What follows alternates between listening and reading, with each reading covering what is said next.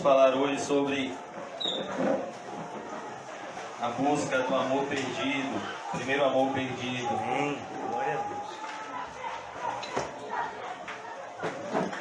Apocalipse capítulo 2.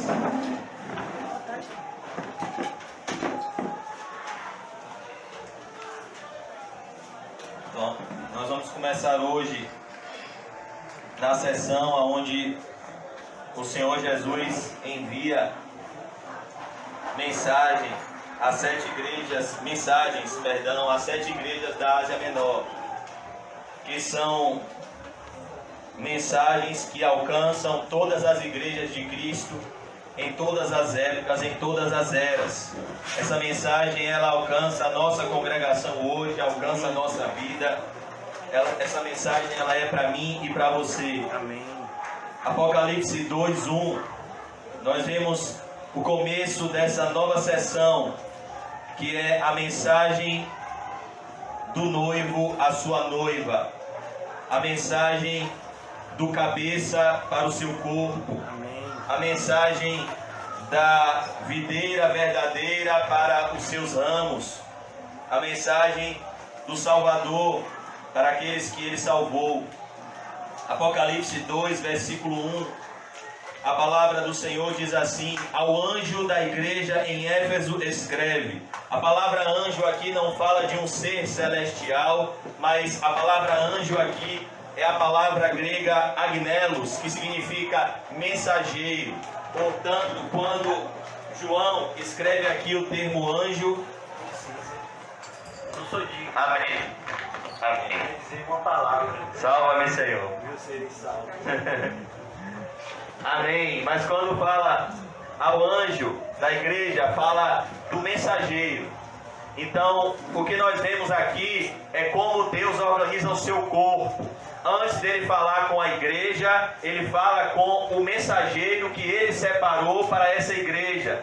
A Bíblia diz lá em Efésios 4:11 que Deus mesmo escolheu alguns para pastores e mestres. Ou seja, todo pastor necessariamente deve ser um mestre. E todo mestre verdadeiro deve ser um pastor. Mestre vai falar de conhecimento. Ele deve ser alguém que tem aptidão ao ensino e que se afadiga em conhecer a literatura bíblica. E pastor vai falar de alguém que cuida, alguém que ama, alguém que se doa pelo rebanho, alguém que é o modelo do rebanho, que não conduz o rebanho por sorte da ganância, mas sendo o modelo. Esse é um chamado específico para um grupo específico de pessoas que não são mais privilegiados que os demais, mas são muito mais cobrados do que os demais. Pois a Bíblia diz: muitos de vós não se apressem em ser mestres, porque os mestres padecerão duplo juízo. Se tem uma coisa que a gente não almeja carnalmente quando compreende a responsabilidade dessa função, é o pastoreio. Quando você é visitado pelo Espírito Santo da responsabilidade que é ser um pastor bíblico, você tem a mesma reação que Moisés: ô Senhor, envia outro. Você tem a mesma reação de Jeremias: ô Senhor, eu não passo de uma criança. Você tem a mesma reação que Gideão: ô Senhor, eu sou o menor da minha família. Por quê? Porque essa é uma responsabilidade muito grande. Ser um embaixador de Cristo, ser o modelo do rebanho de Cristo. Por isso que não são todos que têm essa vocação, mas os que possuem essa vocação devem se dedicar inteiramente a ela. Pois, como muitas pessoas pensam que pastor não trabalha, esse é um grande engano. Se você analisar biblicamente as responsabilidades espirituais de um pastor, você vai chegar à conclusão de que ele não tem tempo para fazer outra coisa.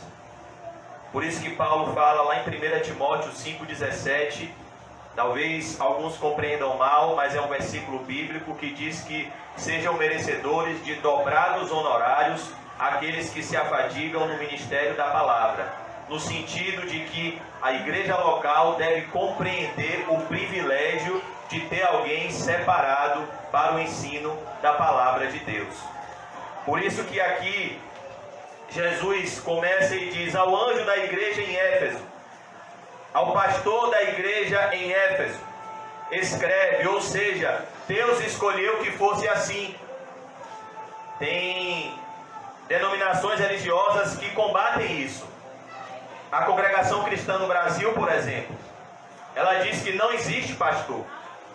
Ela diz que o pastor é Jesus Cristo e aqui na terra não existe pastor, porque eles não querem assumir essa responsabilidade de manter um líder local. Às vezes a gente se esquece, a gente tira Gálatas 6,7 do seu contexto. Eu queria levar Gálatas 6,7 para o seu contexto. Vamos lá em Gálatas 6, versículo 6. Gálatas 6,6 diz assim, Gálatas 6, verso 6. Obrigado. Gálatas 6, verso 6 diz assim: mas aquele que está sendo instruído na palavra, perceba, aquele que está sendo instruído na palavra, por que nós temos encontros todos os dias? Para que sejamos divinamente instruídos.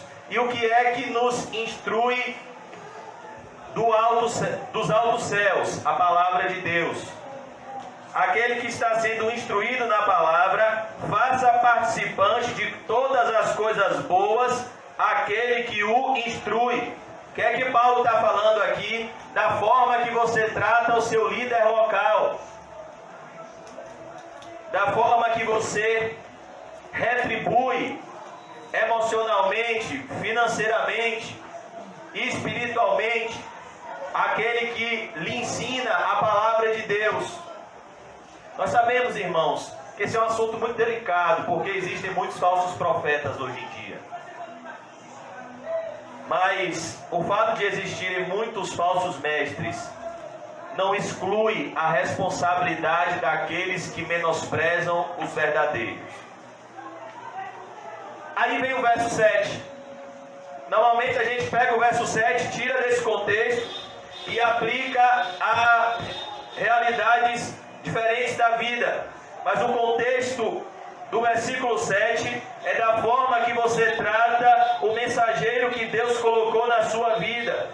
Não vos enganeis, de Deus não se zomba, pois aquilo que o homem semear, isso também ceifará. Ou seja, se você maltrata o mensageiro que Deus enviou, você está maltratando o próprio Deus. Porque o que semeia para a sua própria carne, da carne colherá corrupção. Mas o que semeia para o Espírito, do Espírito colherá vida eterna. E não nos cansemos de fazer o bem, porque a seu tempo ceifaremos, se não houvermos desfalecido. Então aqui, amados irmãos, nós vemos como nós devemos tratar aquela pessoa que nos evangelizou.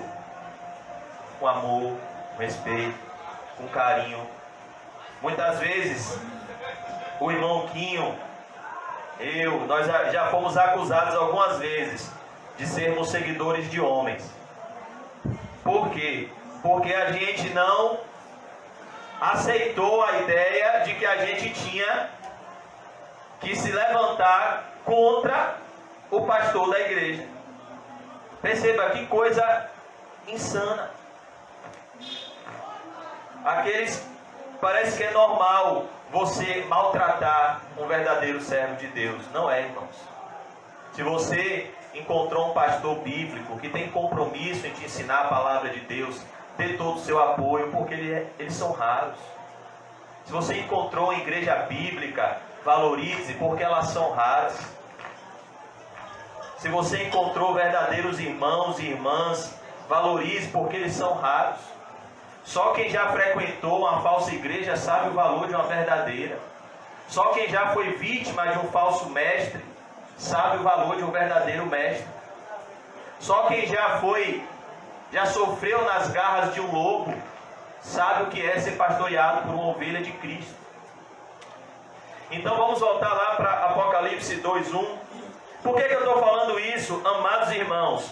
Porque Jesus já se manifestou muitas vezes na minha e na sua vida em cultos como esse, e muitas vezes nós desprezamos. Não era assim que os falsos mestres, não foi assim que os falsos mestres entraram na igreja de Corinto, trazendo uma ideia na mente dos irmãos de Corinto, trazendo a ideia de que a aparência de Paulo era desprezível e que sua mensagem era fraca. Ou seja, para que os irmãos de Corinto não recebessem a mensagem de Paulo, os falsos mestres começaram a colocar na mente dos irmãos de Corinto um desprezo pela pessoa de Paulo. E é importante que nós entendamos, irmãos, que os mensageiros da igreja de Cristo, é o que nós vemos no capítulo 1 e no início do capítulo 2, eles são levantados em defesa do Evangelho pelo próprio Cristo. E se você ouve uma pregação e ela for bíblica, a voz é de homem, mas a palavra é de Deus. E Deus falou com você. Por isso que nós temos que tomar muito cuidado, irmãos, porque Jesus está no meio da sua igreja. O apóstolo Paulo disse assim a Timóteo: não aceites acusação contra um presbítero, a não ser com 2 ou 3 testemunhas, por conta da responsabilidade que um pastor representa no mundo espiritual, principalmente se ele for bíblico. Ele é responsável por abrir as portas do céu e convidar as pessoas a entrarem por ela. Não foi isso que Jesus disse a Pedro? Pedro, tu és pedra, um fragmento de pedra, sobre essa pedra que sou eu, edificarei a minha igreja, e as portas do inferno não prevalecerão contra ela. Eu darei a você, Pedro, as chaves do reino dos céus. O que é a chave do reino dos céus que Jesus entregou a Pedro, que foi um pastor chamado por ele, a pregação do Evangelho? O que Jesus estava dizendo a Pedro é: Pedro, toda vez que você pregar o Evangelho, a porta do céu irá se abrir. E uma vez que alguém crer em Cristo, uma vez que alguém se arrepender dos seus pecados e entrar pela porta, essa pessoa será salvo. E o que você ligar na terra será ligado no céu, o que você desligar na terra será desligado no céu. Esse é um termo judaico que fala sobre o perdão dos nossos pecados. Uma vez que alguém prega o Evangelho em Cristo, por Cristo e para Cristo, para você, é o próprio Cristo que está diante de você. Por isso que muito provavelmente Satanás, para roubar a semente, vai lançar em muitos de vocês setas contra mim agora, essa noite. Quem é esse menino para falar da Bíblia para mim? Mas eu aconselho que você não olhe para mim, que você olhe para a sua Bíblia. Estas coisas diz aquele que conserva. Olha que coisa, irmãos. Embora os verdadeiros pastores sejam chamados por Deus e padeçam muitas perseguições e aflições e decepções e frustrações na terra, pois maldito é o homem que confia nos homens, os verdadeiros mensageiros de Deus só perseveram porque eles estão nas mãos de Deus. A palavra conserva aqui significa algo que está totalmente encaixado dentro de um lugar. O que Jesus está dizendo aqui é que ele conserva completamente, ele guarda seguramente as ovelhas que ele comprou com seu sangue. E as minhas ovelhas, Jesus disse, ouvem a minha voz e me seguem, e eu lhes dou a vida eterna. Eu lhes dou. Ele tem a vida eterna e Ele dá a vida eterna, e elas jamais perecerão. E ninguém as arrebatará da minha mão. Qual é o contexto de João 10? Lobos, mercenários, pastor e ovelhas. O que Jesus está dizendo é: nenhum lobo vai tocar em você sem que eu permita. Mas há um alerta: eu envio vocês como ovelhas no meio de lobos. Sejam prudentes como as serpentes e simples como as pombas. Mas aqui ele diz, ele conserva, ele mantém, ele sustenta, é o que está lá em Isaías 41:10. Não temas, eu sou contigo, não te assombres, eu sou o teu Deus. Eu te tomo pela minha mão direita e te digo, não temas, eu te ajudo, eu te levanto. Porque, irmão, se você pregar a palavra de Deus pela motivação certa, você vai ser mal interpretado e muitas vezes você vai se desanimar. Há pouco tempo eu ouvi um comentário de uma pessoa que falou assim para mim: você deve estar interessado em evangelizar porque sua igreja tem poucos membros, deve estar precisando de dízimo, né? Meu Deus, olha o comentário que a pessoa faz. Meu irmão, eu estou interessado em evangelizar porque por gratidão.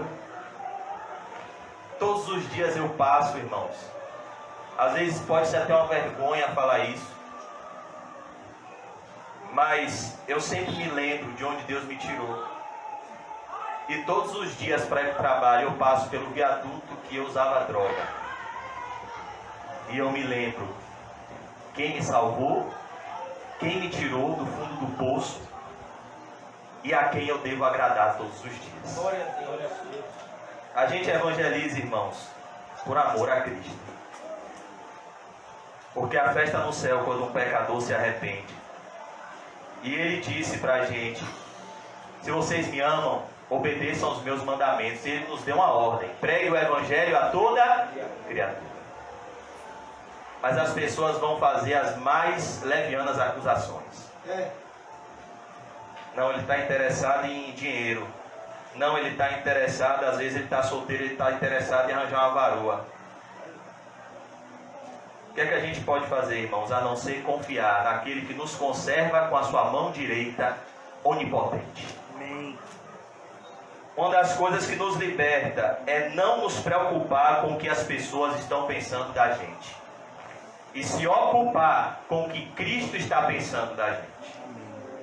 Porque a mesma pessoa que diz que você é uma bênção hoje, diz que você é uma maldição amanhã.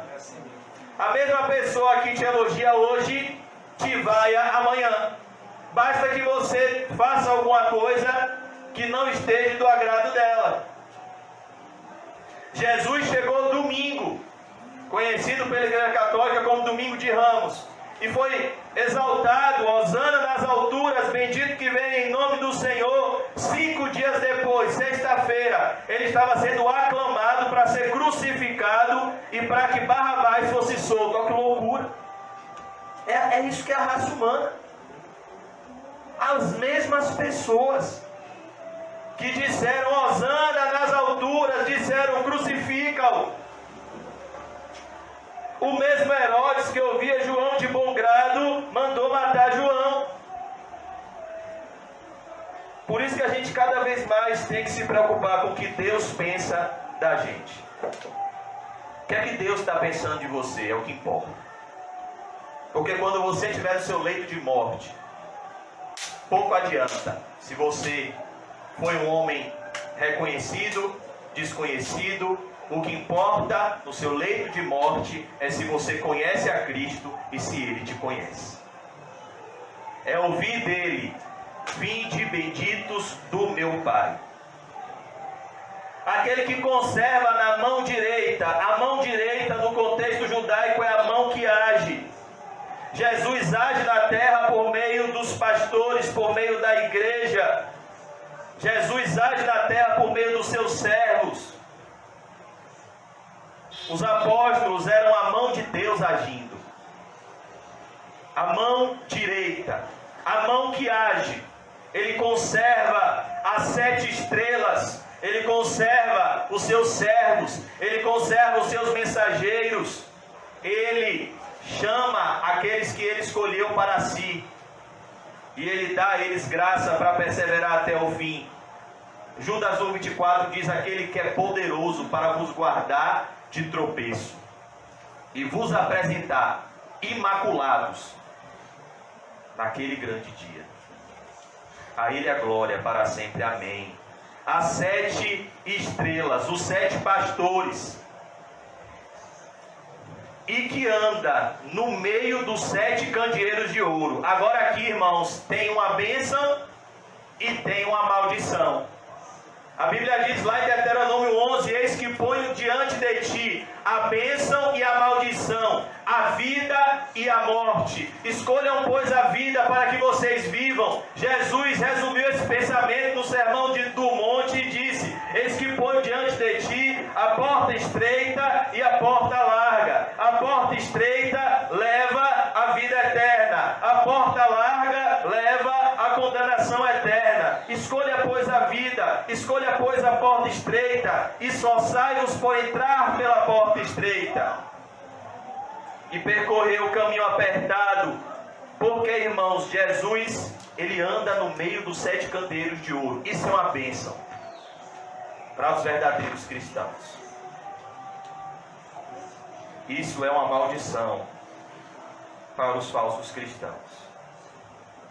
Por quê? Porque Jesus está presente na igreja. Tem uma pregação de um pastor norte-americano que diz assim: se Jesus fosse o pastor da sua igreja, provavelmente você sairia dela. Mas essa pregação tem uma coisa que está errada, porque Jesus é o pastor da nossa igreja. Não é a ideia se ele fosse, ele é. Ele é o mesmo ontem, hoje e será eternamente. O mesmo Jesus que esteve em Israel está aqui hoje. Por isso que ele não nos deixou órfãos, mas nos deu o Espírito Santo, para manter a sua presença segura conosco. Todas as vezes que nos reunimos no seu nome, ele se faz presente. Por isso que ele diz aqui: ele anda no meio dos 7 candeeiros de ouro. Ele anda no meio da igreja, ele passeia no meio da igreja, ele sabe quem é ovelha, ele sabe quem é bode, ele sabe quem é joio, ele sabe quem é trigo. O homem vê a aparência, ele vê o coração. Ele sabe os que são e ele sabe aqueles que não são. O apóstolo Paulo em Romanos 9 diz que ainda que o povo de Deus fosse como os grãos de areia da praia, do mar, somente o remanescente fiel é que seria salvo. O mesmo Paulo em Romanos 9 diz que nem todos que estão em Israel de fato são israelitas, no sentido de que nem todos aqueles que estão na igreja visível estão na igreja invisível. Nem todos aqueles que dizem Senhor, Senhor irão entrar no reino dos céus, mas somente os que fazem a vontade do Pai está nos céus. Por isso ele diz: ele anda no meio dos 7 candeeiros de ouro. Mas isso é bom. Isso é bom porque aqui na igreja você pode se derramar na presença de Deus e você pode contar a Ele o que está te deixando ansioso e preocupado. Não andeis ansiosos por motivo algum. Jesus passeia nos 7 candeeiros de ouro. Você está preocupado com a conta para pagar? Você está preocupado com a manutenção da sua família? Ele garante. Ele é o pastor que cuida das suas ovelhas. Apresente a Ele. Foi Ele que disse: vejam. Olha que coisa. Se eu tivesse um projetor aqui, eu colocava: vejam os lírios do campo. Vejam as aves do céu. Olha que coisa. As aves do céu não semeiam nem ceifam, e o Pai Celestial as sustenta. As palavras de Jesus são tão bonitas, porque a gente vive num mundo que diz todo dia que a gente vai passar fome. O óleo aumentou, o feijão subiu, o colchão subiu, o preço disso, o preço daquilo. E aí você vai para Jesus e Ele é tão amoroso. Olhem os lírios do campo. Nem Salomão, que foi o homem mais rico desse mundo, se vestiu como qualquer um deles. E se Deus veste um lírio do campo que hoje existe, amanhã é lançado no forno, não cuidará de vocês. Agora aí está a minha vida, homens de pequena fé. Olha que coisa, irmãos. Jesus está aqui, conte a Ele. O que é que está te deixando preocupado? Algum pecado oculto? Aquele que confessa e deixa, ele alcança a misericórdia. O que é que está te deixando preocupado? Conte para Ele. É tão bom, irmãos, ter uma mãe carinhosa ou um pai carinhoso. Eu me lembro que quando eu era criancinha, minha mãe não podia sair da escola. Eu era o único aluno assim. Eu só me sentia seguro se eu descesse e minha mãe estivesse lá, na escolinha. Porque qualquer coisa que acontecesse, eu conversava com ela. E às vezes a gente pensa que a companhia de Jesus é chata. Que o fato de Jesus passear nos candeeiros de ouro é algo chato, é algo bom. Que a gente pode contar tudo como um filho, contar tudo para o seu pai, para a sua mãe. A gente pode contar as nossas ansiedades. Quem aqui se lembra do que Natan disse a Davi? Ô Davi, por que, rapaz? Cobiçar a mulher do outro? Por que você não pediu a Deus, Davi? Por que você não orou a Deus? Se Deus achasse que era bom para você, Ele te daria.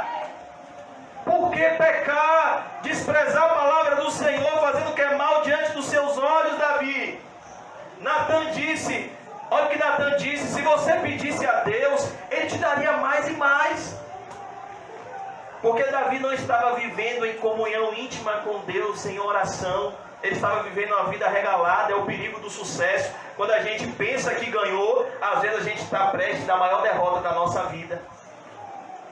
Davi tinha acabado de vencer uma guerra, era um rei consagrado em Israel, mas no tempo em que os reis iriam sair para a guerra, Davi ficou no seu palácio e acordou depois de meio-dia. Ele começou a comemorar, irmãos, na vida cristã, a gente só comemora quando entra no céu. Porque aqui, aquele que julga estar em pé, pense, cuide-se, para que não caia.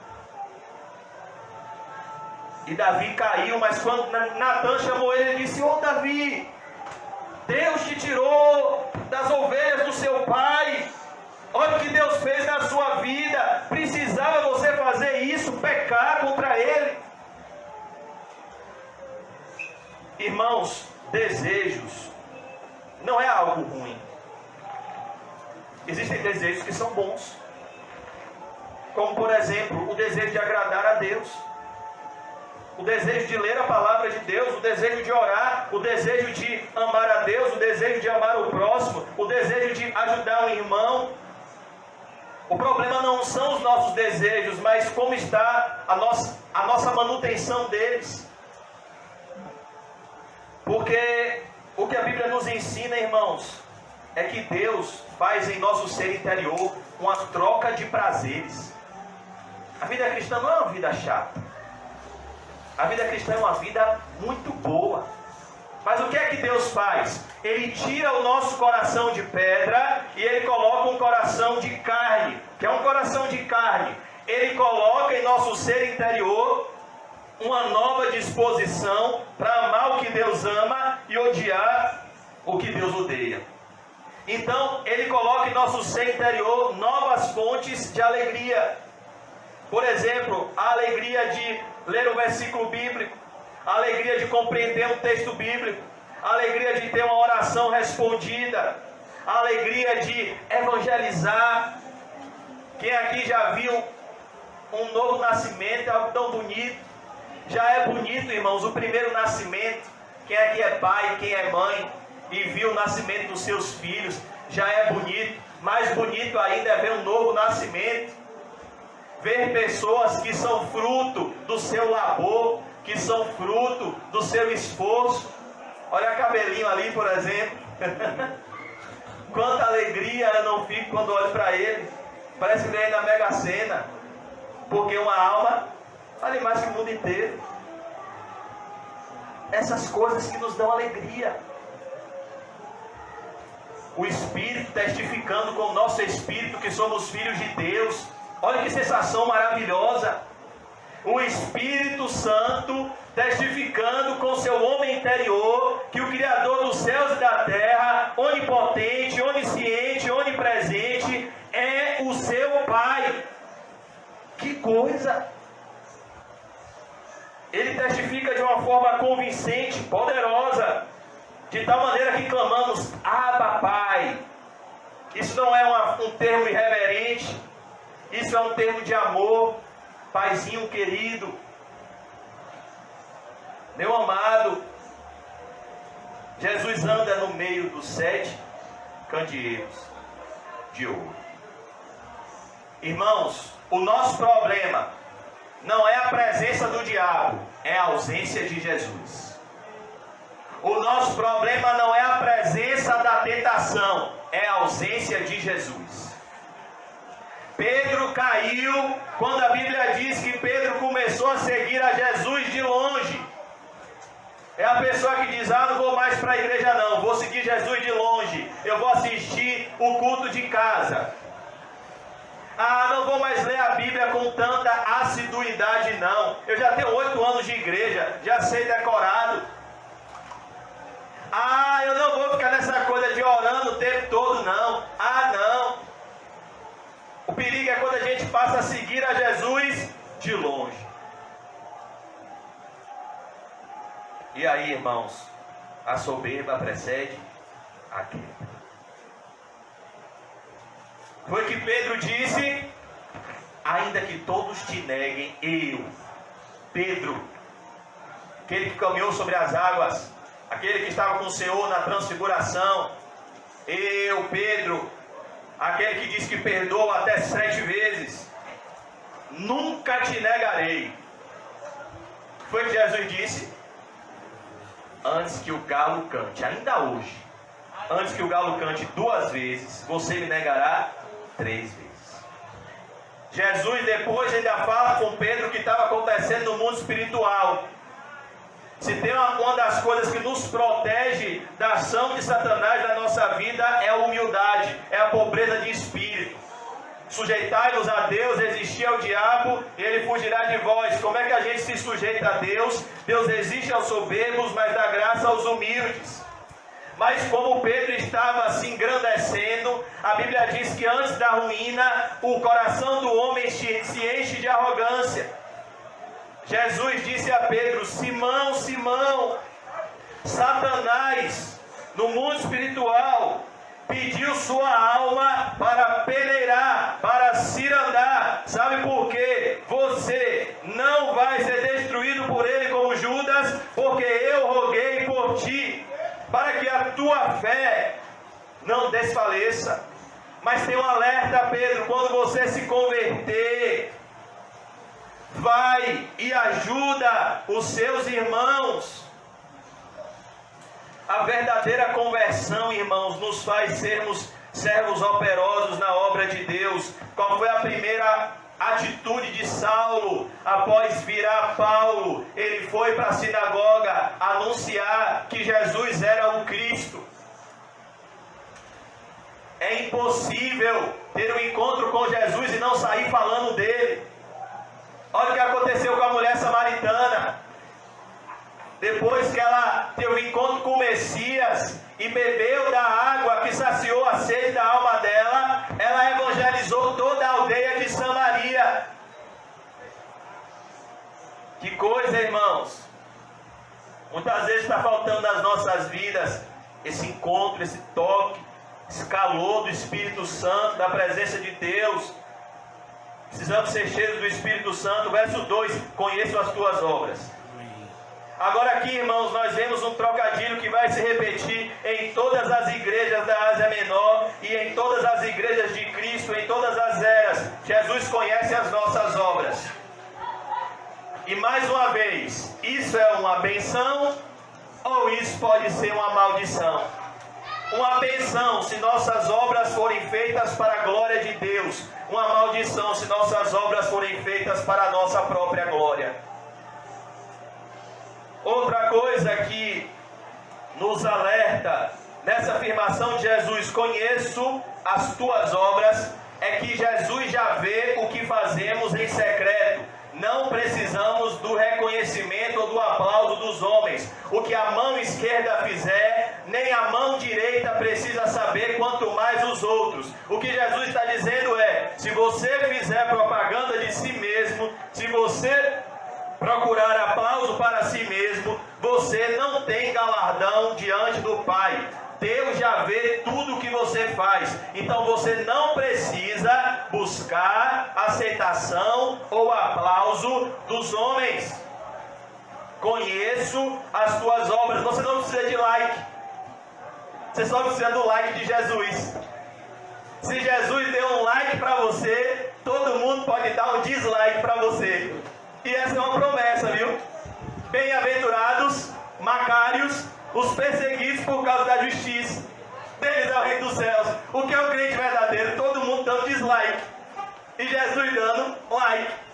Bem-aventurados sois vós quando vos perseguirem, caluniarem, injuriarem e mentindo, disserem todo tipo de coisa ruim de você, por causa do meu nome, pois assim perseguiram os profetas do passado, e grande é o galardão de vocês nos céus.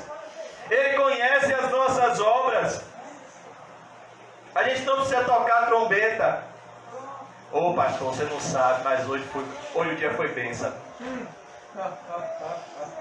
Comecei o dia orando, li a Bíblia, ajudei os necessitados.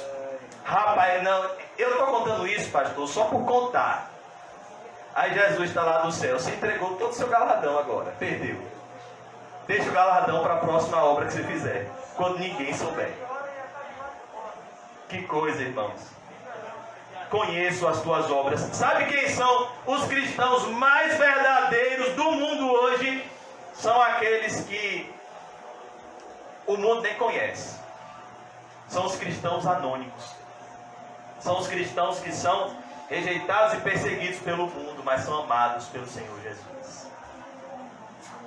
Às vezes a gente tem essa ideia de fama, de reconhecimento, de que isso é coisa boa. Não é não. A gente tem que pegar o sermão do monte e cravar aqui, ó, ler todo dia o sermão da planície, Lucas 6, porque Jesus disse, ai de vós quando todos vos louvarem. Então, peraí, se uma pessoa odeia Cristo e está dizendo que eu sou uma bênção, tem alguma coisa errada nessa bênção. Porque se a pessoa odeia Cristo e eu não estou exalando o aroma de Cristo, eu estou exalando o aroma de quem? Do mundo. Uma pessoa que odeia Cristo tem que ficar o quê do nosso lado? Angustiada. Poxa, eu não posso nem falar imoralidade do lado desse cara. Só fala de Bíblia, de Bíblia, de Bíblia, de Bíblia. Não posso nem falar de política. Ele fica falando lá que tem que orar pelas autoridades para que a gente possa pregar o Evangelho. Se pregar o Evangelho, sim, peraí. E a gente debater aqui para subir um político no poder que melhora a nossa vida. Não, meu irmão.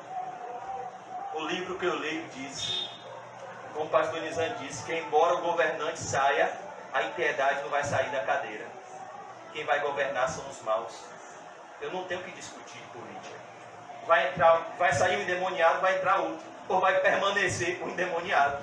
Mas até o diabo é o diabo de Deus. Quando Deus quer agir, ele usa até o endemoniado. Como, por exemplo, o decreto na pandemia que igrejas com menos de 50 membros poderiam ficar abertas. Soberania de Deus. Conheço as tuas obras. Ele conhece as nossas obras, irmãos. Ele conhece as nossas obras.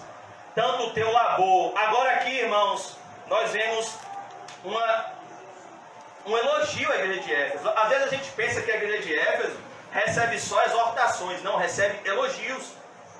Tanto o teu labor. A palavra labor aqui no grego significa um trabalho pesado.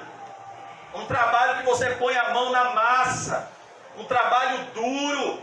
A ideia aqui é que a igreja de Éfeso era uma igreja bíblica e era uma igreja trabalhadora. Mas não era o trabalho que o mundo faz. Esse labor aqui que Jesus está falando é um labor na obra de Deus. É o labor que Ageu nos ensina lá no livro do profeta Ageu, para a reconstrução do templo, é um labor para a obra de Deus. E, amados irmãos, esses cristãos nos dão um exemplo, porque a maioria de nós aqui hoje está preso por outro patrão que exige labor. O nome dele é Mamon. Mateus 6,24 diz assim: ninguém pode servir a dois senhores. Ou você vai se devotar a um e desprezar o outro, ou você vai amar a um e odiar o outro.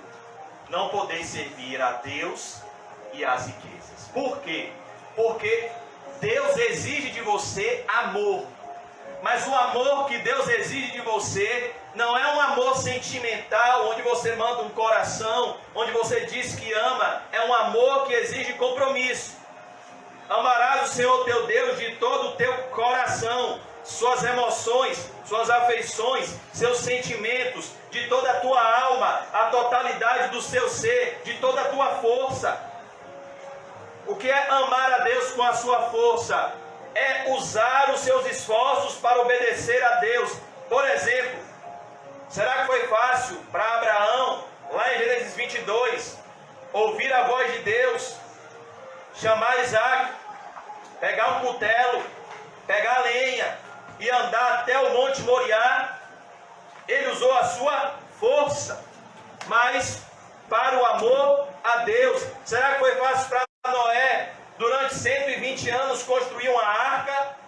Ele usou a sua força, mas a sua força para a glória de Deus e de todo o teu entendimento. Como é que eu amo a Deus com o meu entendimento? Estudando o livro que revela a mente de Deus, a Bíblia Sagrada, os 66 livros da Bíblia. Então, amar a Deus não é dizer eu amo a Deus. Não, eu mostro meu amor por Deus pela assiduidade que eu abro o meu livro. John Bunyan mostrou que amava a Deus a tal ponto das pessoas dizerem que se cortasse John Bunyan, saía versículo da Bíblia. Isso é amor por Deus. Não, eu amo a Deus, sim. Quantos capítulos da Bíblia você leu hoje? Procure apresentar-se como obreiro aprovado, que não tem do que se envergonhar, porque maneja bem a palavra da verdade. Como é que eu posso amar a Deus sem amar o livro que Deus escreveu? A carta que Deus escreveu? A Bíblia, o santo livro. Se eu amo a Deus, eu amo a Bíblia. Eu acho lindo a forma que George Miller lia a Bíblia. Ele lia a sua Bíblia de joelhos. Quando ele leu 200 vezes no mesmo ano, ele disse: eu sinto que estou arranhando a superfície deste livro. Mas a gente lê um capítulo da Bíblia e acha que já leu muito. Amor é demonstrado por ações, não só por emoções. Amor é mais serviço do que sentimento. Já pensou se o apóstolo Paulo mostrasse o amor por Deus sentado, parado? Como foi que Paulo mostrou que o amor de Cristo constrangia ele e que por isso ele vivia por amor a Cristo? Passei perigo no mar, perigo no rio, perigo entre falsos irmãos, perigo entre patrícios, perigo entre judeus. Passei um dia e uma noite na voragem do mar. Fui preso, fui açoitado, fui apedrejado. Amor por Deus. Então, o amor por Deus exige labor, trabalho. O amor por Mamon também exige trabalho. É por isso que Jesus disse que você não pode ir para o farol de Itapuã e para o farol da Barra ao mesmo tempo. Ou você ama Deus, ou você ama o dinheiro. Porque o dinheiro vai te exigir labor e Deus vai te exigir labor. Deus vai dizer: você quer me conhecer? Você tem que me honrar. Você tem que me dedicar tempo. Você tem que estudar a Bíblia. Você tem que orar. Você tem que ouvir pregações. Você tem que vir para a igreja. Isso vai te custar. Mas aí Mamon vai dizer: você quer me servir? Você quer ficar rico? Você tem que dedicar tempo. Você tem que ser o empresário mais dedicado do seu ramo. Você tem que ser o melhor aluno do cursinho para concurso. Enquanto seu concorrente está dormindo, você tem que estar estudando. Enquanto seu concorrente está farreando, você tem que estar estudando. Você quer ter o que eu tenho para te dar, diz Mamon, você tem que ter labor. E Deus diz, você quer ter o que eu tenho para te dar, você tem que ter labor. Por isso que Jesus foi enfático, não podeis servir a dois senhores. E quando os fariseus ouviram isso, eles começaram a ridicularizar a Jesus. Ele fala isso porque ele é pobre. É como o irmão Marcelo estava dizendo aqui com a gente um dia, que os fariseus, que os religiosos de hoje, principalmente alguns que se dizem reformados, têm o mesmo pensamento dos fariseus, que eu posso ter o melhor de Deus na terra e o melhor de Deus no céu. Eu posso ser rico na terra e ainda vou passar a eternidade com Deus no céu. Eu posso viver para os meus prazeres na terra e viver desfrutando dos prazeres de Deus no céu. Não dá. Ou a gente tem o melhor de Deus, ou a gente tem o melhor do mundo. E muitas vezes a gente fica em cima do muro. Por quê? Porque a gente fica com o coração dividido. Poxa, Deus está me pedindo tudo. Poxa, Mamon está me pedindo tudo. Poxa, Deus está me pedindo esforço. Poxa, Mamon está me pedindo esforço. E aí? A quem nós vamos servir? E perceba, irmão, servir a Deus, honrar a Deus, não é deixar de arcar com seus compromissos. É ter a prioridade diante dos seus compromissos. Buscai, pois, em primeiro lugar, o reino de Deus e a sua justiça, e todas as demais coisas, todas estas coisas, comida, vestimenta, bebida, vos serão acrescentadas. Labor. Os cristãos em Éfeso tinham labor. A igreja de Éfeso está lá em Atos 19, foi evangelizada pelo apóstolo Paulo, e é a única igreja do Novo Testamento que no momento da evangelização, a Bíblia diz que Deus, por intermédio de Paulo, fez milagres extraordinários, de tal ponto que os lenços de Paulo e os aventais curavam os enfermos. Na plantação dessa igreja também, os filhos de um judeu chamado Seba tentaram evangelizar, expulsar demônios. Eles eram exorcistas ambulantes e eles tentaram expulsar demônios em nome do Jesus que Paulo prega. Então, o endemoniado olhou para eles e disseram: eu conheço a Jesus e conheço a Paulo. E vocês, quem são? E aí, meu amigo, corra, viu? Porque eles saíram desnudos e feridos, mostrando que o mundo espiritual é real. Se chegar um endemoniado, meu irmão, com um demônio daqueles, com um principado, e você não estiver debaixo da autoridade de Jesus, vou lhe dar um conselho: se tiver de moto, pongue na moto. Se tiver de carro, corra para o carro. Mas não expulse o demônio sem Jesus não, viu? Porque não vai dar certo não. O endemoniado bateu em 7. O UFC perdeu aí, meu. Por quê? Porque o mundo espiritual é real. Quem dá força para os violentos são demônios. Da maneira que uma pessoa endemoniada do corpo de Ederval pode espancar uma pessoa do meu corpo. O mundo espiritual é real. Brincadeiras à parte, se chegar um endemoniado aqui, como é que está a sua vida com Deus? Você vai expulsar? Você está com autoridade espiritual para dizer: em nome de Jesus, saia! Será que ele vai sair? Ou o demônio vai dizer: você, todo em pecado, passou o dia todo pecando, você quer me expulsar? Eu estou aí também. Oh Jesus, socorro, Pai. Tanto o teu labor como a tua perseverança. Olha, Jesus elogia a perseverança dos irmãos em Éfeso. Eles não só trabalhavam, eles perseveravam trabalhando. Por quê? Porque tem pessoas que colocam a mão no arado e tiram a mão do arado. Coloca a mão no arado e tira a mão do arado. É como se a obra de Deus fosse brincadeira. Bota e tira, tira e bota, bota e tira. Parece criança. Quente, frio, Aquele que põe a mão no arado e olha para trás, não é apto para o reino de Deus. Na labuta cristã temos que ter perseverança. Por isso que você tem que saber quem foi que te chamou. Você começou a pregar, quem foi que te chamou para pregar?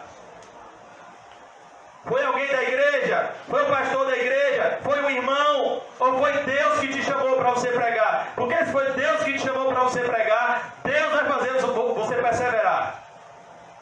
Você começou a cantar, quem foi que chamou você para cantar? Se foi Deus que chamou, você vai perseverar. A igreja pode estar cheia, a igreja pode ter uma pessoa, a que te assiste todos os dias, sempre vai estar: Jesus. Por isso que a gente tem que saber quem nos chamou. Porque quem sai da igreja por causa de pessoas, nunca esteve nela por causa de Jesus. Paulo disse lá aos Coríntios: olhe, tomem cuidado. Eu plantei, Apolo regou, mas quem dá o crescimento é Deus. Não ponha sua confiança em Paulo, nem em Apolo, mas em Deus que dá o crescimento. É Deus que é o nosso alicerce. E na conclusão desse texto ele vai dizer: ninguém pode pôr outro fundamento, o qual já está posto. Qual é? Jesus Cristo. É Ele que nos chamou. Eu acho tão linda a passagem de Jeremias: antes do ventre da sua mãe eu te escolhi, te consagrei para ser profeta. Você tem que ouvir essa voz, para que você persevere na labuta cristã, no labor cristão. Perseverança. Hoje nós não vemos na igreja perseverança, mas a Bíblia diz: somente aquele que perseverar até o fim será salvo. As pessoas não perseveram. A gente sabe que aqueles que perseveram só perseveram pela graça, a glória de Deus. Mas aqueles que são chamados por Deus, eles têm que perseverar nos dias bons e nos dias maus. Pastor Nizam já deu um exemplo, que ele já pregou doente, já pregou passando mal, já pregou passando por situações difíceis, e ele podia muito bem dar uma desculpa e dizer: hoje eu não vou pregar. Mas ele teve que ir mesmo assim, porque quem chamou ele foi Jesus. E é por isso que ele persevera. Porque Jesus tirou o nome dele de Simão e botou Pedro. Eu acho tão bonito quando Jesus chama Pedro, ele diz: Simão, filho de Jonas, agora seu nome é Cefas, segue. E eu acho tão bonito, sabe por quê? Porque Simão significa uma cana agitada pelo vento, e Cefas significa uma pedra que o vento não leva. Porque já pensou se o pastor da igreja for uma pessoa inconstante? Qual é o referencial que as pessoas vão ter? Se o pastor da igreja ficar entra e sai, entra e sai, entra e sai, como tem muitas pessoas na igreja, parece que é brincadeira. Entra e sai, entra e sai, entra e sai, entra e sai. E o pior de tudo, entra e sai sem arrependimento. Entra e sai e volta, nada aconteceu. Pai do Senhor, irmão. A paz, varão. Onde estão os frutos dignos de arrependimento? Uma das coisas que nós vemos lá em Atos 19, na plantação da igreja de Éfeso, leia o capítulo 19 do livro de Atos, a Bíblia diz que quando Paulo pregou o Evangelho no poder do Espírito Santo, os que creram no Evangelho vieram e confessaram publicamente suas más obras. Eu era um adúltero aqui, mas a pregação do Evangelho me alcançou. Eu sou nova criatura, eu vim dizer diante de todos, eu não sou mais o mesmo, agora eu sou cristão, mas eu era um perverso, eu não escondo a minha vida iníqua do passado, como Davi. Gente, vamos cantar uma música, qual é? Salmo 51. Antes que vocês pensem que eu sou um rei bonzinho, eu sou um rei adúltero, eu sou um rei homicida, mas Deus me perdoou, e eu vou mostrar a vocês o caminho para a presença de Deus, o arrependimento.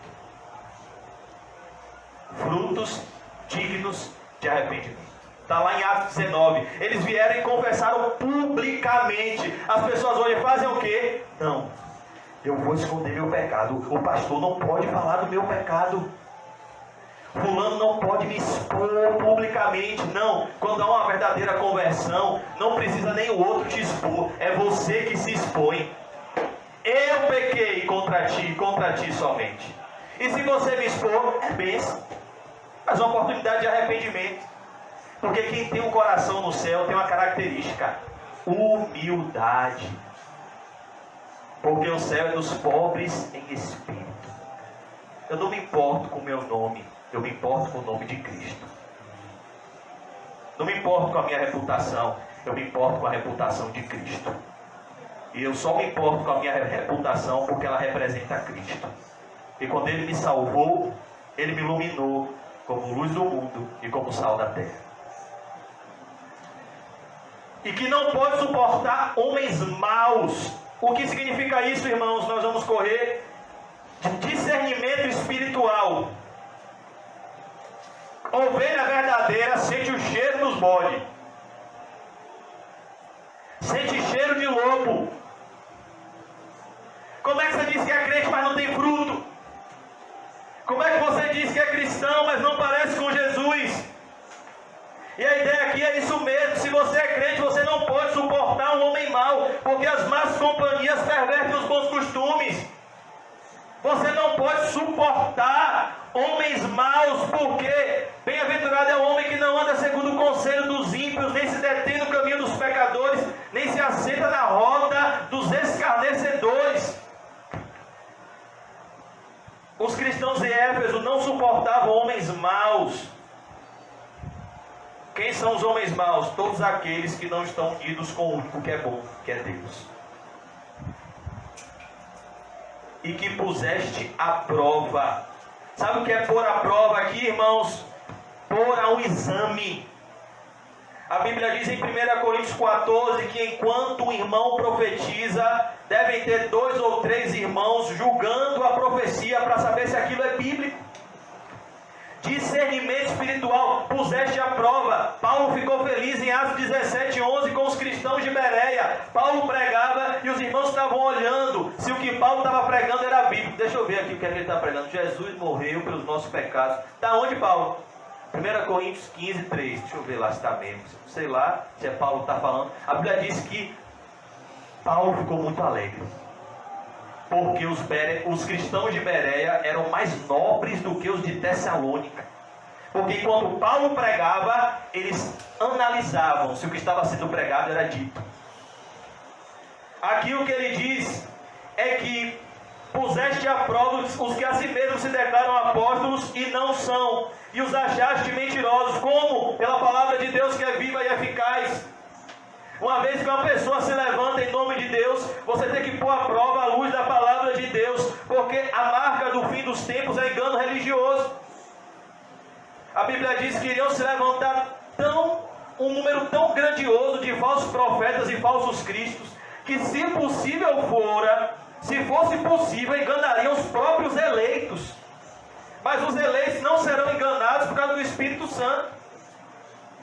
Mas aqui ele diz: vocês colocaram à prova. Ou seja, se chegar um falso mestre, vocês identificam logo. Em Atos 20:17, a Bíblia diz que Paulo vai para uma ilha, vai para uma cidade perto da cidade de Éfeso, chamada Mileto, e reúne só os presbíteros da igreja.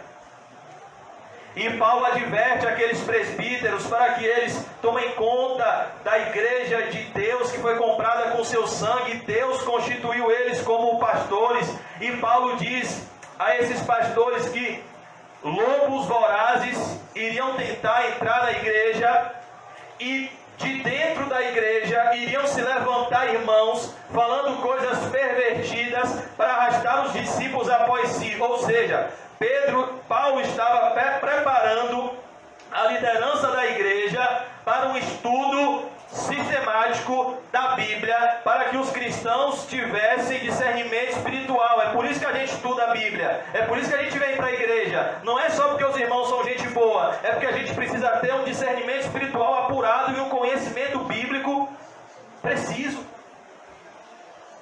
para que a gente saiba discernir o certo do errado.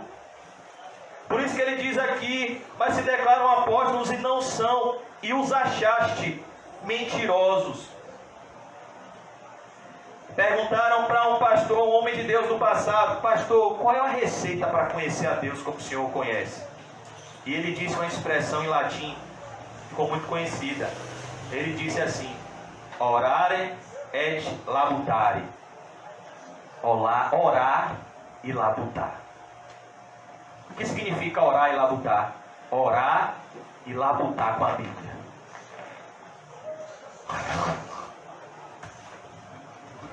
Pega o café. Ai meu Deus, tem que labutar. Porque ler a Bíblia é uma labuta. Estudar a Bíblia é uma labuta maior ainda. Tem gente que toma remédio para dormir. Experimente ler a Bíblia, meu irmão. É o melhor ansiolítico do mundo. Às vezes você vai ler, quando chegou no 2º capítulo do Evangelho de João, você já está contando carneirinho. Porque, irmãos, há uma batalha espiritual. Satanás não quer que você conheça a Bíblia. Porque Jesus disse: conhecereis a verdade e a verdade vos libertará. E tens perseverança. Olha, Jesus repete aqui a perseverança dos cristãos em Éfeso, mostrando que a perseverança é uma marca do povo de Deus. O povo de Deus é um povo que persevera, negando a si mesmo, tomando a sua cruz, seguindo a Jesus. É um povo que persevera dando fruto. E suportaste provas por causa do meu nome, e não te deixaste esmorecer. Olha que igreja bíblica, uma igreja trabalhadora, uma igreja perseverante, uma igreja que tem discernimento espiritual, que estuda a Bíblia, que sabe discernir entre um falso profeta e um verdadeiro, que suporta provas, não porque está vivendo uma vida errada, mas por causa do nome de Jesus, ou seja, situações adversas que vêm na nossa vida, especificamente porque somos cristãos. Se não fôssemos cristãos, não passaríamos, mas porque somos cristãos, passamos. Suportaste provas, não prova no singular, provas. É como diz Tiago 1:2, o versículo de Quinho: tem de motivo de grande alegria. Uma vez uma pessoa ficou retada com Quinho, que a pessoa foi desabafar seus problemas para Quinho. Ô Quinho, estou passando por uma luta no trabalho, está uma tribulação. Aí Quinho começou a dar risada e disse: glória a Deus! Tem de motivo de grande alegria ao passar por todo tipo de tribulação. Irmão, ali também não. Grande alegria está lá em Tiago. A gente não consegue viver plenamente, a gente está se esforçando. Mas aquele de suportaste provas por causa do meu nome. Você é crente? Então você vai enfrentar provas no plural. Não a prova no singular. Provas. É como as crianças. Elas fazem todos os anos letivos provas. Português, matemática, ciências, literatura. Eles fazem provas, né, Eric? Eric mesmo só tira 10. Pela fé. Então, irmãos, os crentes passam por provas, no plural. Aqui ele diz: vocês suportam provas por causa do meu nome. As provas são por causa de Jesus. Tem marido que abandona a esposa por causa de Jesus. Tem esposa que abandona o marido por causa de Jesus. Não suporto mais essa vida que você leva. Só ler a Bíblia, só ficar em casa, não sai para um barzinho, não sai para curtir. Eu não aguento mais. Uma aprovação. São provas por causa do meu nome. Filhos que são perseguidos pelos pais, pais que são perseguidos pelos filhos, provas. Jesus Cristo disse: eu não vim trazer paz, eu vim trazer espada. Numa casa terão 5 pessoas, 3 se levantarão contra 2, 2 se levantarão contra 3, e os inimigos do homem muitas vezes serão seus próprios familiares.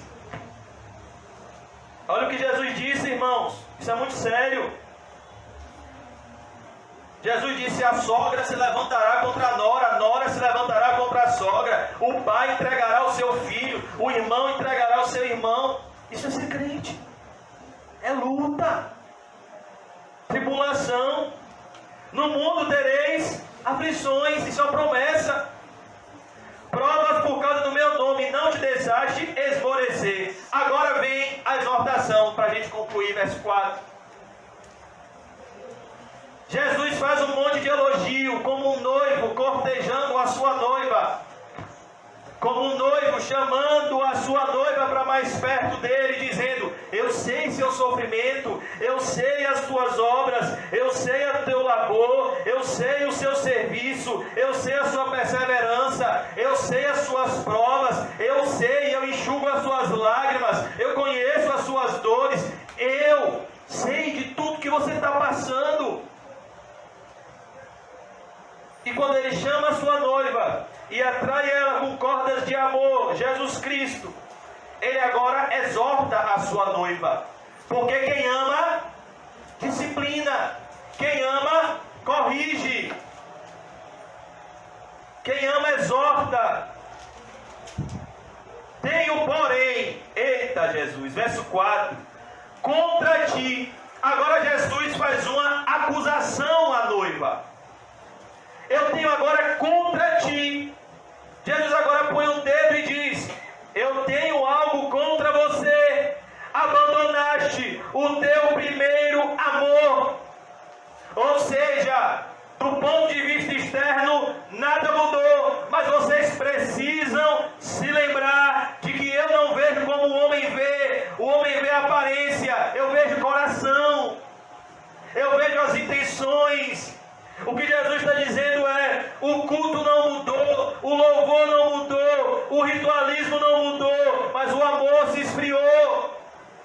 E por se multiplicar a maldade, o amor de muitos se esfriaria. A igreja de Éfeso deixou esse vírus entrar, deixou a mágoa entrar, deixou a raiz de amargura entrar, deixou o amor por Deus se esfriar. E Deus tinha falado com eles por meio de Paulo: olhe, procurem meditar, compreender com todos os santos a largura, o comprimento, a extensão do amor de Cristo, que excede todo o entendimento. Mas as pancadas foram tão severas que eles deixaram o amor se esfriar. A tradição diz que pessoas se infiltravam na igreja de Éfeso e diziam: ô irmão, me ensine a Bíblia, por favor. Ou estou com a vontade de aprender a Bíblia. E quando ele conquistava você, quando ele parecia que ia dar fruto, ele se revelava como um espião e levava você para ser preso. E aí daqui a pouco você via um irmão em Cristo que você ama sendo preso, e esse espião indo embora dando risada. Daqui a pouco você vê o pastor da igreja que você ama na velhice sendo preso, o apóstolo João, e você se esfria. Não é assim na igreja, irmãos? Às vezes a gente começa com euforia, querendo fazer as coisas para Deus, no primeiro amor, e rapidamente vão se levantar críticos, rapidamente vão se levantar falsos irmãos, oposições, situações do inferno para nos esfriar o primeiro amor, acusações satânicas. Satanás é furioso contra quem está no primeiro amor, porque ele sabe que nós só somos úteis no mundo espiritual quando estamos no primeiro amor. Porque em 1 Coríntios 13, Paulo vai dizer que se o primeiro amor saiu, nós perdemos toda a utilidade para a glória de Deus. Porque sem amor tudo é inútil. Não só inútil, prejudicial. Tenho, porém, contra ti que abandonaste o teu primeiro amor. O que significa isso, irmãos? Jesus está dizendo. O que Jesus está dizendo aqui, irmãos? O que ele está falando é de um ato perverso. É como uma mãe que abandona o seu filhinho recém-nascido na lata de um lixo. Você abandonou. É como um pai que abandona o seu filho. Você abandonou o que tem mais valor na sua vida, o primeiro amor. A palavra primeiro amor significa amor que vem antes de tudo. Antes de qualquer coisa na sua vida tem que vir o amor por Jesus, pois aquele que não ama o Senhor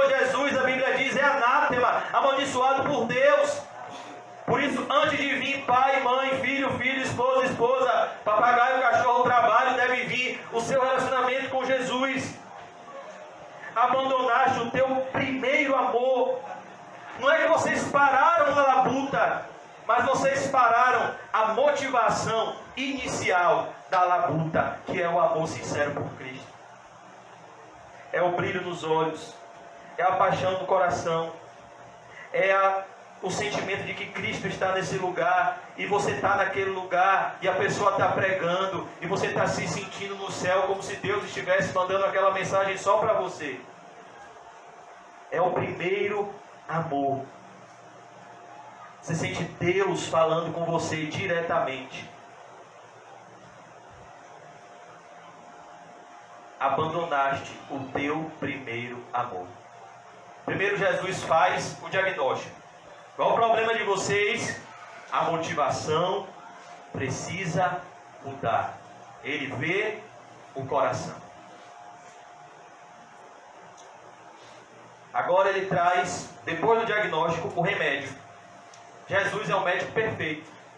Ele não dá só o diagnóstico da doença, ele dá o remédio da doença. O primeiro elemento do remédio é a reflexão. A palavra arrependimento vem da palavra grega metanoia, que significa mudança de pensamento. Quando ele diz lembra-te, ele diz repense,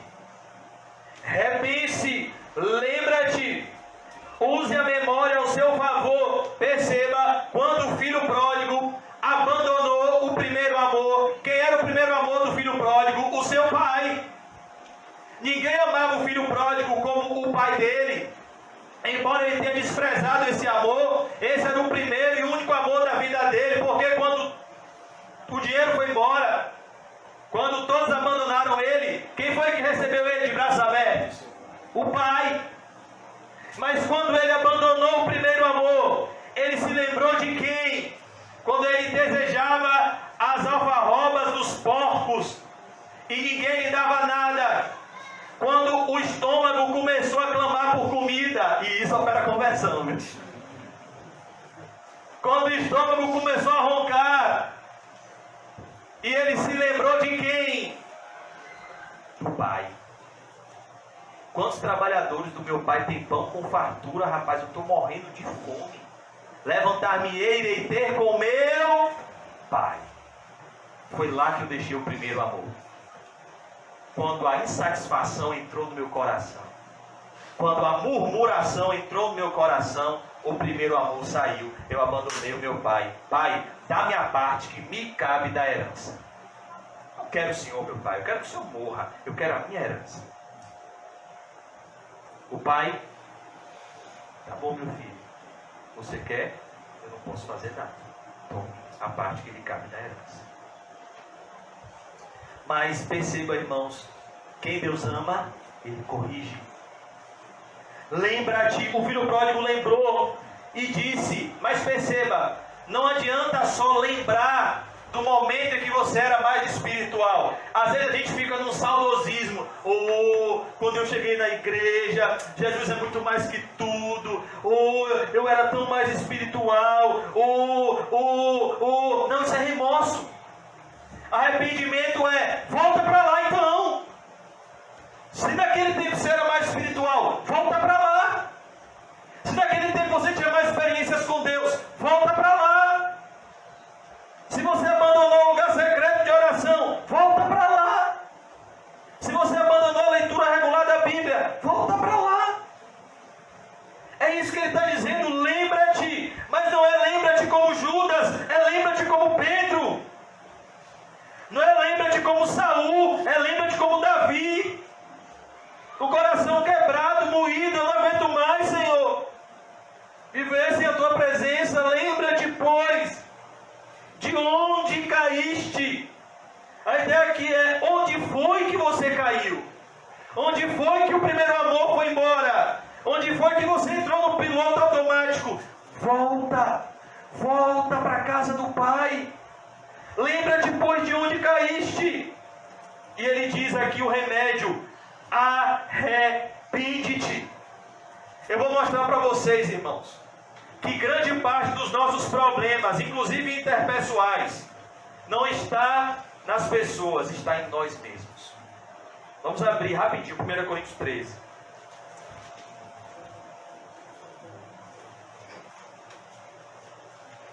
1 Coríntios 13, verso 1. 1 Coríntios 13, 1.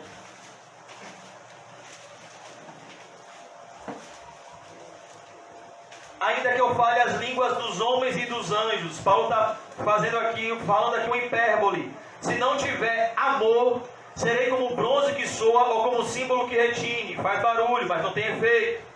Ainda que eu tenha o dom de profetizar e conheça todos os mistérios e toda a ciência, ainda que eu tenha tamanha fé a ponto de transportar montes, se não tiver amor, nada serei. E ainda que eu distribua todos os meus bens entre os pobres, e ainda que entregue meu próprio corpo para ser queimado, se não tiver amor, nada disso me aproveitará. Agora perceba, a partir do verso 4, como o nosso maior problema é a nossa falta de amor. O amor é paciente. Quando a gente perde a paciência, o que é que está faltando? Amor. É benigno. O amor não arde em ciúmes. O amor não se engrandece, não se ufana. O amor não se ensoberbece. Ou seja, quem se ensoberbece não ama. Porque quem ama, aprende com Jesus, que é manso e humilde de coração. Não se conduz inconvenientemente.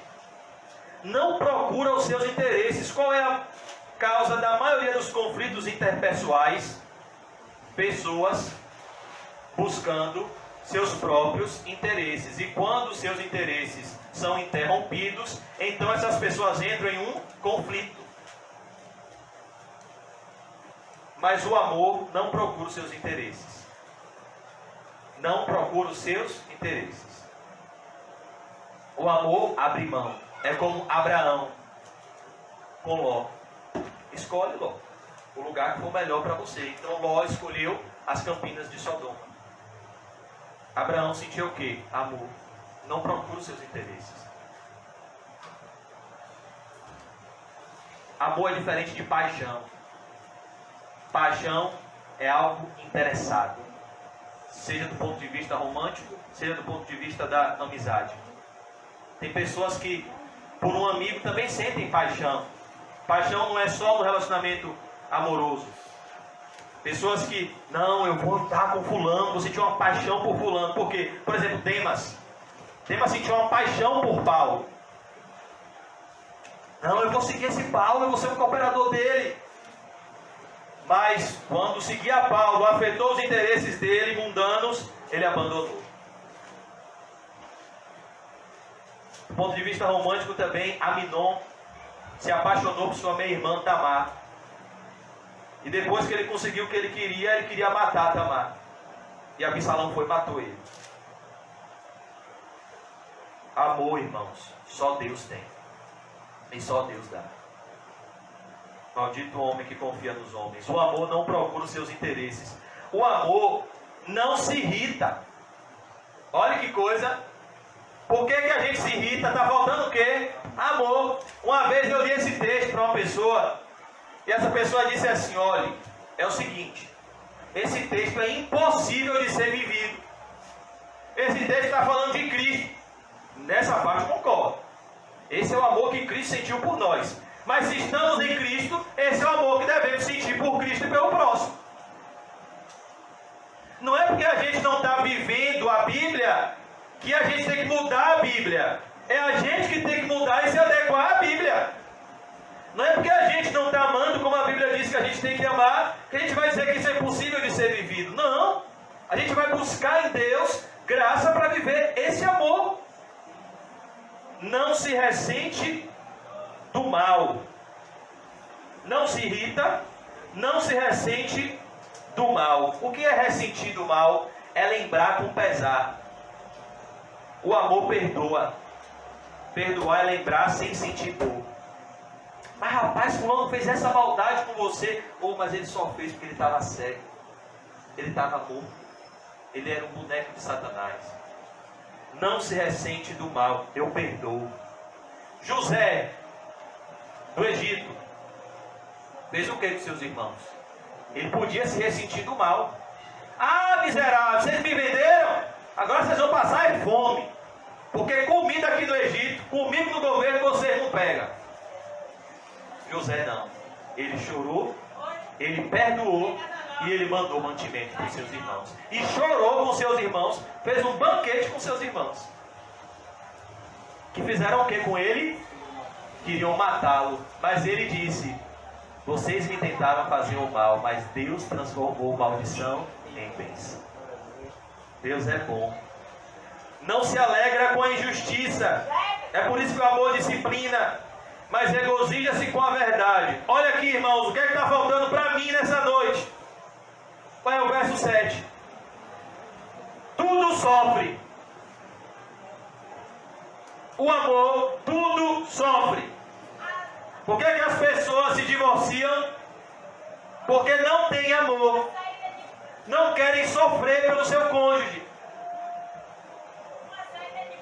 Só querem buscar os seus interesses no casamento, quando na verdade o propósito do casamento é o interesse de Deus, é a glória de Deus. Tudo sofre. Será que Jesus sofreu pouco para nos salvar? O amor de Jesus tudo sofreu por mim e por você. E o nosso amor tudo deve sofrer por Ele. Por isso que uma das passagens que a gente mais tem que gravar no coração: negue-se a si mesmo, tome a sua cruz e me siga. Isso é prova de amor. Tudo sofre. A gente ainda sofreu muito pouco, irmãos. O amor tudo sofre. Sabe o que é que esse texto diz? Nenhum motivo é motivo para abandonar Jesus. Quem abandona Jesus nunca amou Jesus. Tudo crê. Eu acredito em tudo que está escrito na Bíblia. Mesmo se o que estiver escrito na Bíblia seja aparentemente impossível de se cumprir, eu acredito, porque o amor de Deus é derramado no meu coração pelo Espírito Santo que Ele me deu. E o Espírito Santo me guia em toda a verdade. Eu creio. Se a Bíblia diz que é assim, é assim. Eu não ando desconfiado. Eu creio que Deus regenera pecadores. Se Ele me salvou, Ele pode salvar qualquer um. Sábado lá em Vista Alegre, teve um rapaz que estava em casa e desceu para ouvir o evangelismo. E ele me contou de coisas assustadoras que ele tinha feito. E eu falei com ele que tinha que se arrepender e crer em Cristo. Depois eu li 1 Timóteo 1,9. E Paulo vai dizer que a lei de Deus é para essas pessoas. Que o Evangelho é para essas pessoas. E Paulo vai concluir dizendo: fiel é esta palavra e digna de toda aceitação. Jesus Cristo veio ao mundo salvar os pecadores, dos quais eu sou o principal pecador que eu conheço. O que Paulo estava dizendo é: se Ele me salvou, não tem pecador que Ele não possa salvar. Porque onde abundou o pecado, superabundou a graça. Então não existe preconceito na igreja. Pode entrar aqui um assassino e virar um servo de Deus. E se ele continuar um assassino, a gente vai amar ele do mesmo jeito. Porque Jesus disse que a gente tem que amar os nossos inimigos e orar pelos que nos perseguem. Tudo crê, tudo espera. Uma das passagens mais bonitas da Bíblia que eu acho é lá em Gênesis 30, quando diz que Jacó trabalhou 14 anos por Raquel e passaram-se como que poucos dias pelo muito que a amava. O amor é paciente. Mas o amor de Jacó por Raquel nem se compara com o amor que a gente tem que sentir por Jesus. Esse versículo nos ensina, irmãos, que o amor faz com que a gente faça as coisas não por obrigação, mas por prazer. Jacó não trabalhava para Labão por obrigação, mas pelo prazer de um dia se casar com Raquel. A gente não trabalha na igreja por obrigação, mas pelo prazer de um dia se casar com Cristo. Quando fecharmos os olhos nessa terra e entrarmos na Nova Jerusalém. Tudo suporta. Teve uma pessoa que saiu da igreja e quando ela me ligou, ela disse assim: olha, irmão José, eu amei essa pessoa até tal ponto. Agora eu também não suporto mais. Pronto, então você nunca amou essa pessoa. Porque o amor tudo suporta. E aí, irmãos? O que é que está faltando na nossa vida para melhorar mesmo? Não é dinheiro, não é riqueza, não é beleza, é amor.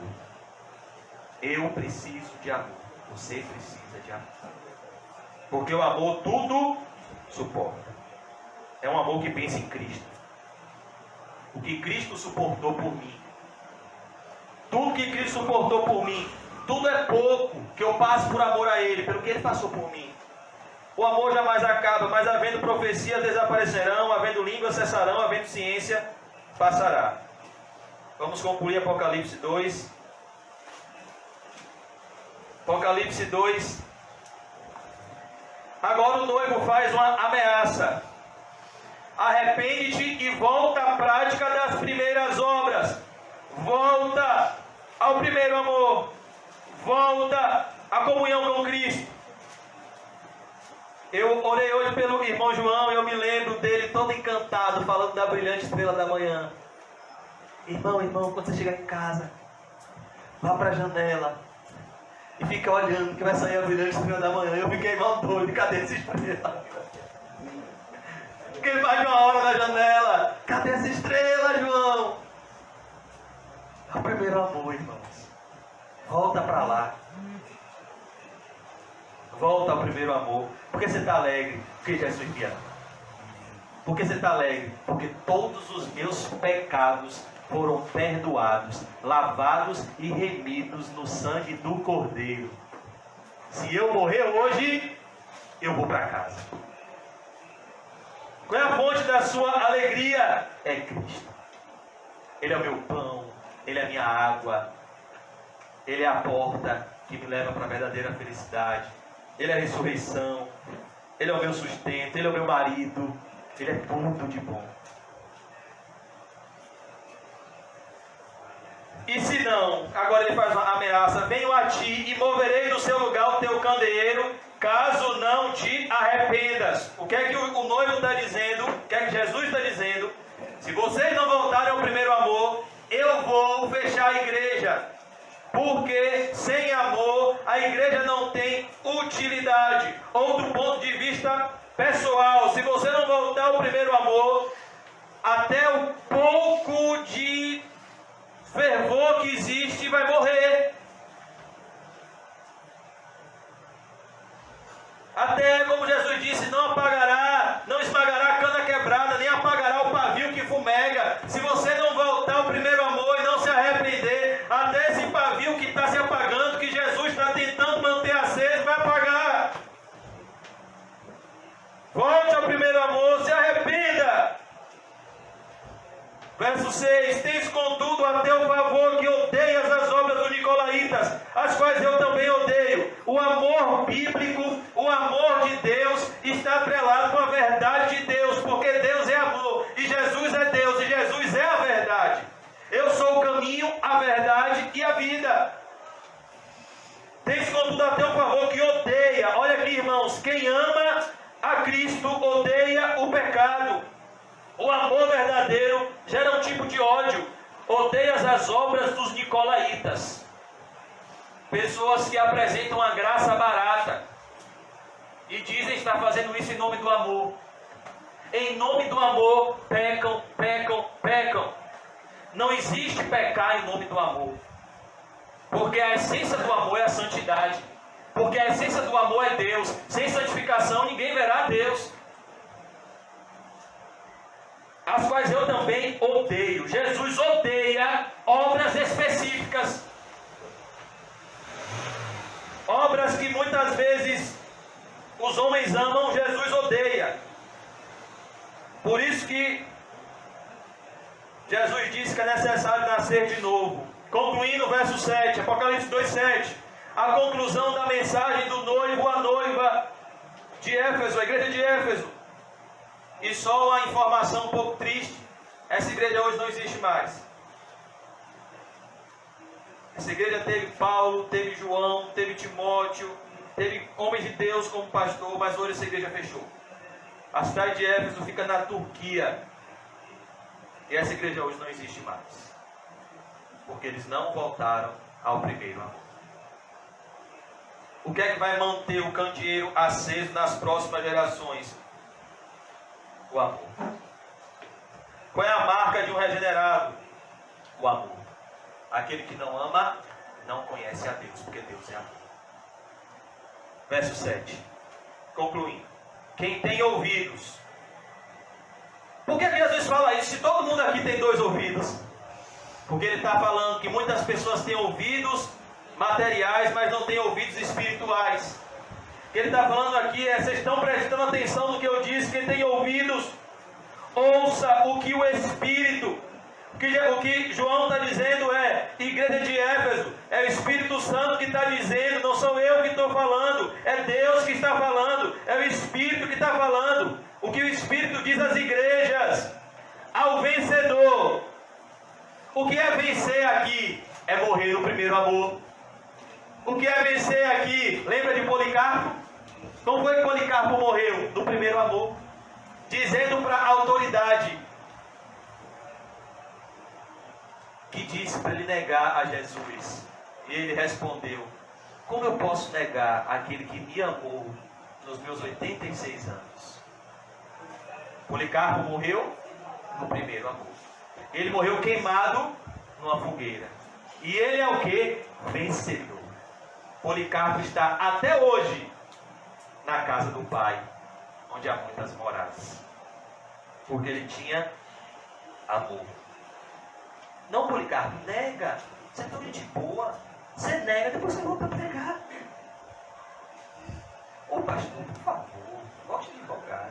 Você pega umas causazinhas, depois você volta a pregar. Ô menino. O que é que nos compele, irmãos? O amor de Cristo. Oh, Senhor Jesus. Que é poderoso e real. E constrangedor. Jesus às vezes faz as maiores demonstrações de amor nas horas que a gente menos merece uma demonstração de amor. Porque é um amor que constrange. Ao vencedor. O que é vencer, irmãos? Quem é que já correu uma maratona? Quando você chega no final e diz: tá duro para correr uma maratona assim, né? Oh Jesus. Ao vencedor, dar-lhe-ei que se alimente da árvore da vida, que se encontra no paraíso de Deus. E aqui aparece um alimento que ele só aparece novamente na Bíblia, aqui em Apocalipse, e ele aparece pela primeira vez lá em Gênesis, no Jardim do Éden. Quando Deus expulsa Adão e Eva do Jardim do Éden e põe um querubim com espada flamejante para impedir o acesso ao Éden, ele diz para que eles não mais se alimentem do fruto da árvore da vida e vivam eternamente. Portanto, o fruto da árvore da vida fala da vida eterna, uma vida que jamais terá fim, uma vida completa, uma vida em abundância nos céus com Cristo, uma vida que nunca se acabará, a vida eterna. O que Jesus está dizendo é: se vocês voltarem ao primeiro amor, vocês vão vencer, e vocês vão se alimentar do alimento que se encontra no paraíso de Deus, a vida eterna. Se vocês voltarem ao primeiro amor, vocês vão desfrutar da vida eterna. Em João 17,3, Jesus disse: a vida eterna é esta, que conheçam a Ti, o único Deus verdadeiro, e a Jesus Cristo, a quem Deus enviou. Se alimentar da vida eterna, irmãos, é se alimentar do amor. O que Jesus está dizendo aqui é: no céu, as línguas cessarão, as profecias vão passar. Para que pregador do céu se o pregador é Cristo? A gente vai estar sentado, Jesus vai estar pregando. Ô Jesus, eu tenho uma dúvida naquele texto, você me tira? Claro. Ô Jesus, me ajude, eu tenho aquela dúvida, claro. Ô Jesus, quem era a esposa de Caim? Ele tira tudo. A gente vai estar no céu, nos braços dele por toda a eternidade. Deus é bom, irmãos, mas aqui ele diz: para que você vença e entre no céu, você tem que amar a Deus. E você tem que amar ao próximo. A Bíblia diz: aquele que perseverar até o fim será salvo. Mas perseverar como? No primeiro amor. Mateus 24:13 é a conclusão de Mateus 24:12. Não precisa abrir não. Só para você ver. Como está lá Mateus 24:12, diz assim, ó: e por se multiplicar a iniquidade, o amor se esfriará de quase todos. Mas o assunto não termina aqui. Aquele, porém, que perseverar até o fim, ele será salvo. Perseverar até o fim, aonde? No primeiro amor. Se o amor se esfriar e for embora, você não vai perseverar. Você não vai ser salvo. Para que você persevere, você tem que encontrar o primeiro amor perdido e se deliciar nele. Porque a melhor coisa do mundo é amar a Cristo e se sentir amado por Ele. Como disse Cantares de Salomão: eu sou do meu amado e o meu amado é meu. Vamos orar. Senhor Deus, eu te suplico, Pai Santo, que o Senhor nos traga de volta ao primeiro amor, Senhor. Eu peço, Pai, que o Senhor nos dê experiências contigo e um reencontro contigo, Senhor, para que possamos descansar nos teus braços, Pai, e nos deleitar em ti. Oh Deus, eu te peço, Senhor, tira a amargura do nosso coração, tira, Senhor, toda a insatisfação e nos dá contentamento com Jesus, Pai. Contentamento com o Espírito Santo, contentamento, Pai, com a tua salvação. Restitui-nos a alegria da tua salvação, Senhor. Nos ajude, Senhor, a nos alegrarmos com a tua santidade. Nos ajuda, Senhor, a seguirmos o teu chamado. Revela-nos, ó Deus, a esperança do nosso chamamento. E aviva, Senhor, a chama do primeiro amor em nossos corações. Aviva a tua obra, Jesus. Enche-nos do Espírito Santo, Pai. Esvazia-nos de nós mesmos e usa-nos para a tua glória, Senhor. Oh Deus, nos dá o primeiro amor, Senhor. Tua palavra diz que o vínculo da perfeição é o santo e verdadeiro amor. Nos ajude, Senhor. Nós sabemos que amanhã mesmo Satanás irá volver todo o seu arsenal, ou ainda hoje, para nos tirar do primeiro amor. Mas eu peço que o Senhor nos guarde com tua mão protetora e nos purifique, Pai, para ti. Que possamos guardar o nosso coração no primeiro amor, para que a maldade do mundo, para que, Senhor, a maldade que ainda reside em nós não esfrie nosso amor por ti. Nos ajude, Jesus, a despertar e a viver uma vida de intenso amor por ti. Pois se tem uma coisa que queremos descobrir assim que chegarmos no céu, e pela fé chegaremos lá, Senhor, é que nós amamos tão pouco a Jesus nessa vida. Pois tudo que fizemos ainda é pouco para a honra e a glória que esse Salvador poderoso merece, Pai. Ainda que derramássemos 1 milhão de perfumes de 300 denários como Maria na tua cabeça, Jesus, ainda que chorássemos aos teus pés, oh Deus, ainda seria pouco com o amor que o Senhor merece, porque tão poderoso foi o amor com que o Senhor nos amou, que sendo Deus Todo-Poderoso, sendo Rei da Glória, destituiu-se da sua glória, viveu uma vida perfeita, nasceu de forma sobrenatural da Virgem, Pai, de uma Virgem, obedeceu toda a lei de Deus, morreu numa cruz, Senhor, romana, ressuscitou dentre os mortos, Pai, para que possamos um dia estar glorificados contigo no céu. Oh Deus, nos dá esse primeiro amor, nos ajude a nos gloriar em ti, pois aos que o Senhor predestinou, a esses o Senhor chamou, aos que o Senhor chamou, justificou, e aos que justificou, glorificou. Oh Deus, nos revela, Senhor, as glórias, as bênçãos espirituais de sermos predestinados, chamados, justificados e glorificados com Cristo no céu.